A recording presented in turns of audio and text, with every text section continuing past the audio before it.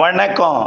செல்வகுமாரின் அதிகாலை வானிலை ஆய்வறிக்கை. அதிகாரப்பூர்வ வானிலை அறிக்கைக்கு இந்திய வானிலை ஆராய்ச்சித்துறை அறிக்கையை பார்க்கவும்.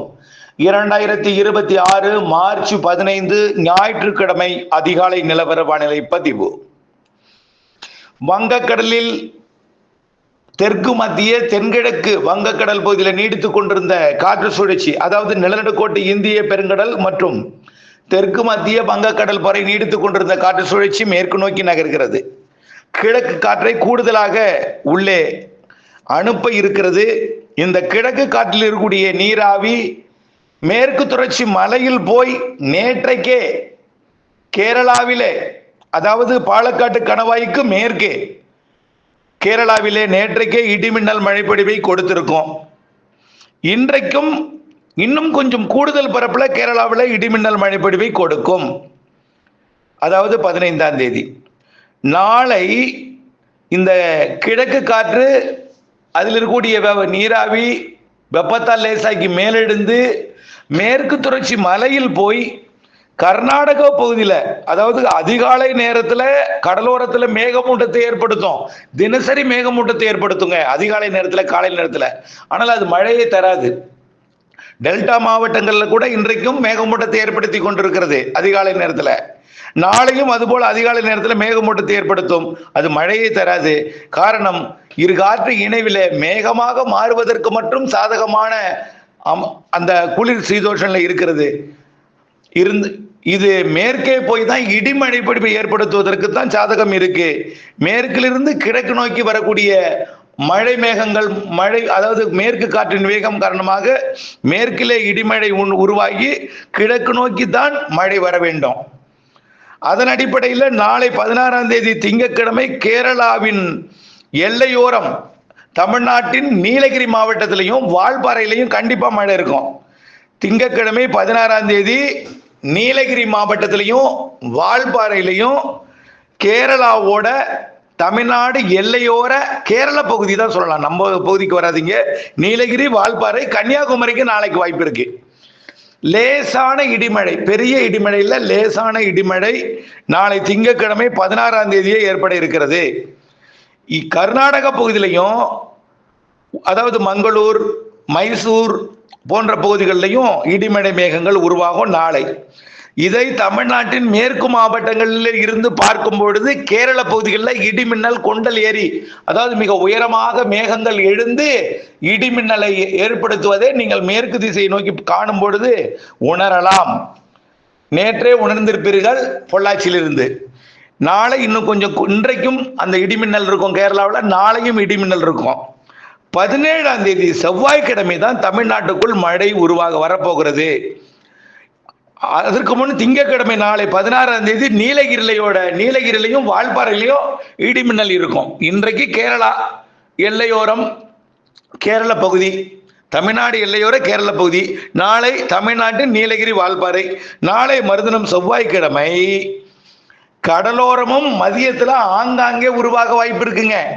இந்த அதாவது கிழக்கிலிருந்து வரக்கூடிய காற்றில் இருக்கக்கூடிய ஈரப்பதம் வெப்பத்தால் லேசாக்கி மேலெழுந்து ஆங்காங்கே இருக்கக்கூடிய குளிர்ச்சி தன்மை காரணமாக காலை நேரத்திலேயே லேசான ஒரு மழை தூறலை, நனைக்கும் மழை பொழிவை செவ்வாய்க்கிழமை காலையே கொடுக்க வாய்ப்பு இருக்கு. அதற்கப்புறம் இது உள்ள போய் கல்வராயன் மலை ஆங்காங்கே மதியத்திலேயே ஒரு சில இடத்துல மழை பொழிவை ஏற்படுத்துவதற்கு வாய்ப்பு இருக்கு செவ்வாய்க்கிழமை 17ஆம் தேதி மதியம். ஆனால் அந்த மழை தொடராது, லைட்டா கொஞ்சம் இருந்து அப்படியே கொடுத்துட்டு போயிடும். ஆனால் மாலை செவ்வாய்க்கிழமை 17ஆம் தேதி மாலை கேரள எல்லையோர மேற்கு தொடர்ச்சி மலைப்பகுதிகளில் தொடங்கி கர்நாடக எல்லையோர கர்நாடக பகுதிகளிலையும் தொடங்கி கிருஷ்ணகிரி, தர்மபுரி, சேலம், நாமக்கல், ஈரோடு, முதல்ல கிருஷ்ணகிரி, தர்மபுரி, சேலம், ஈரோடு, நீலகிரி, கோயம்புத்தூர் மற்றும் அப்படியே தேனியிலிருந்து கன்னியாகுமரி வரைக்கும் உள்ள அந்த மேற்கு தொடர்ச்சி மலை, வால்பாறை, கன்னியாகுமரி இடைப்பட்ட மேற்கு தொடர்ச்சி மலையில ஆங்காங்கே உருவாகும். அது மாலையில அப்படியே கிருஷ்ணகிரி உள்ளே, தர்மபுரி உள்ளே, சேலம் உள்ளே, நாமக்கல் உள்ளே, ஈரோடு உள்ளே மற்றும் கோயம்புத்தூர் கிழக்கு பகுதி திருப்பூர் மாவட்டத்தில் ஆங்காங்கே எப்போ செவ்வாய்க்கிழமை 17ஆம் தேதி இரவு, திண்டுக்கல் மாவட்டத்தில் ஆங்காங்கே, அப்படியே தேனியிலிருந்து மதுரை மாவட்டத்தில் ஆங்காங்கே, அப்படியே விருதுநகர் மாவட்டத்தில் ஆங்காங்கே, தென்காசி, திருநெல்வேலி, கன்னியாகுமரி மாவட்டத்தையும் தாண்டி தூத்துக்குடி மாவட்டத்திற்கும் அன்றைக்கு நள்ளிரவிலே வந்து மழைப்பொழிவை கொடுப்பதற்கு வாய்ப்பு இருக்கு. உறுதியான மழைப்பொழிவு நாமக்கல், சேலம், கிருஷ்ணகிரி, தர்மபுரி, ஈரோடு, கரூர் மாவட்டத்திற்கும் வாய்ப்பு இருக்கிறது. 18ஆம் தேதி அதிகாலை வரைக்கும் உள்ளே ஆங்காங்கே கொடுத்து கொண்டிருக்கும். 18ஆம் தேதி அதிகாலை தென்கடலோரமும், அதாவது டெல்டாவின் தெற்கு பகுதியிலையும் 18ஆம் தேதி அதிகாலையில் டெல்டாவின் தெற்கு பகுதிக்கு தூறல் நனைக்கும் மழை இருக்கு. நல்லா கவனிச்சு வைங்க. பெரிய மழை இருக்கு, கனமழை இருக்கு. பெரிய மழைன்னா பெரிய மழை இல்லை, பெய்யக்கூடிய 18ஆம் தேதியை விட கொஞ்சம் கூடுதல் மழை. 17ஆம் தேதி விட கொஞ்சம் கூடுதல் மழை 18, 19, 20 இருக்கு. அதுதான் சொல்ல போறேன், கேட்டுட்டே வாங்க. 18ஆம் தேதி அதிகாலையில புதுக்கோட்டை, ராமநாதபுரம், சிவகங்கை மற்றும் டெல்டாவின் தெற்கு ஓரத்தில் லேசான மழைப்பொழிவை ஒரு சில இடங்கள்ல அதிகாலை நேரத்தில் இடிமின்னலுடன் கொடுக்கலாம். 18ஆம் தேதி மதியம் என்ன ஆகும்னா, மீண்டும் கேரள எல்லையோரம், கர்நாடக எல்லையோரம் உருவாகி, கர்நாடகாவிலையும் கேரளாவிலையும் உருவாகினு சொல்லணும். கேரளா, கர்நாடகாவில் உருவாகி தமிழ்நாட்டின் கேரள எல்லையோர, கர்நாடக எல்லையோர மாவட்டங்களுக்குள் வந்து தென் மாவட்டங்களுக்கு கூடுதல் பரப்பிலை கொடுத்து கொண்டு கிழக்கு நோக்கி மழை மேகங்கள் உண்டாகும். கிழக்கு காற்றின் எதிர்ப்பு காரணமா நீடித்து நின்ற மழைப்பொழிவை மேற்கு மாவட்டங்கள்ல, கர்நாடக எல்லையோர, கேரள எல்லையோர மாவட்டங்கள்ல சில இடங்கள்ல நீடித்து நின்ற மழைப்பொழிவை கொடுக்க வாய்ப்பு இருக்கு. குறிப்பாக திண்டுக்கல் மாவட்டம், தேனி மாவட்டம் இடைப்பட்ட கொடைக்கானல் மலைப்பகுதியில நல்ல மழைப்பொழிவு தெரிகிறது. இது 18ஆம் தேதி புதன்கிழமை மாலையில கிருஷ்ணகிரி, தர்மபுரி, சேலம், நாமக்கலையும் தாண்டி டெல்டா மாவட்டங்கள் வரைக்கும் அன்றைக்கு நள்ளிரவிலே வந்து மழைப்பொழிவை கொடுக்கும். அப்போ வடகடலோரமும் கொடுக்கும்.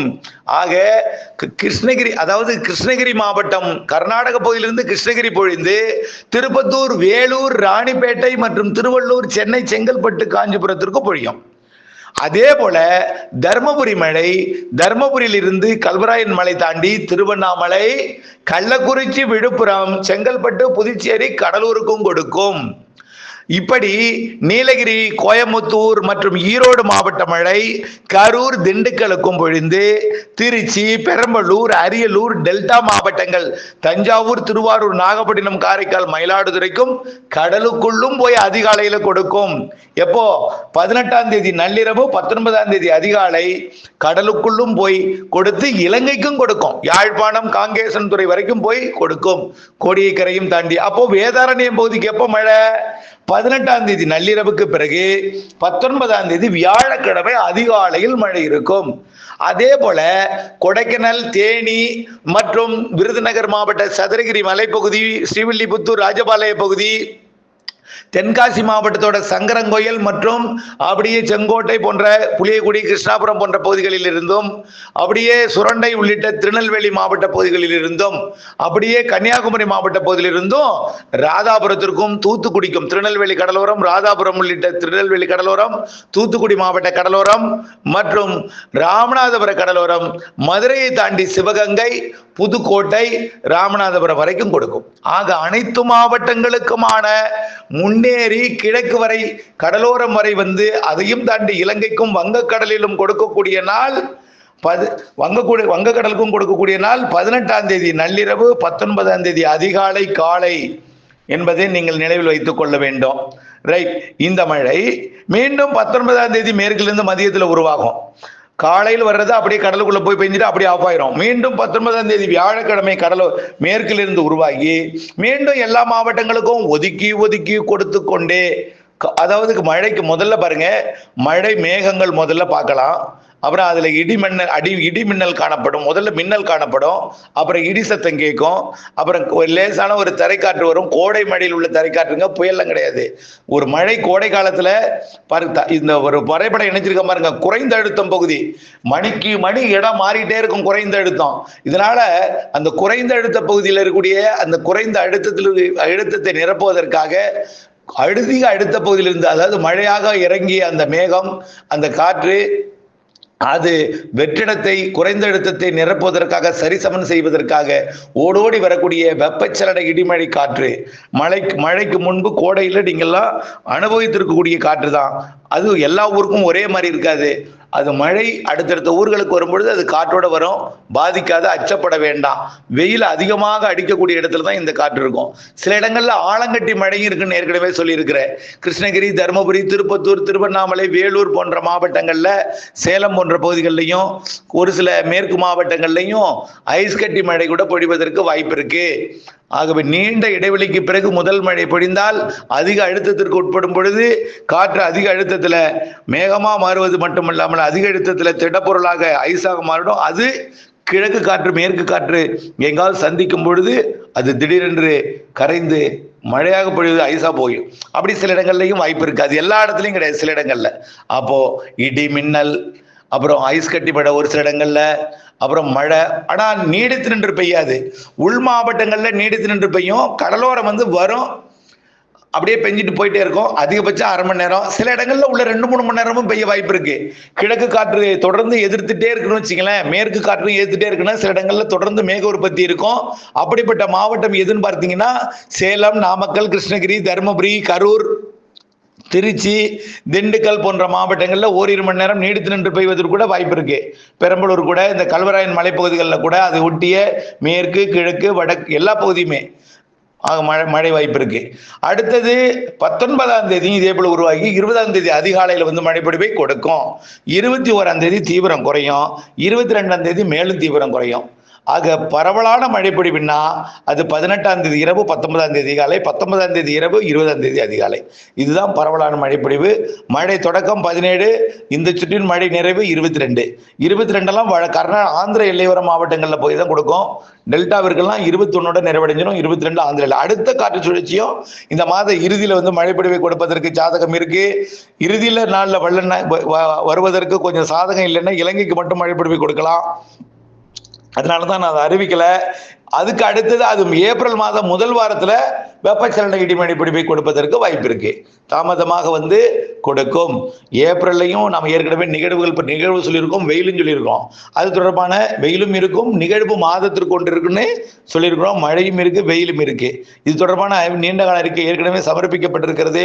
தொடர்ந்து இந்த மழை வரக்கூடிய 17, 18, 19, 20, 21 மழை எப்படி இருக்கும், எங்கெங்கெல்லாம் எப்படி இருக்கும்போது வரக்கூடிய நாட்கள்ல துல்லியம் அறியலாம்.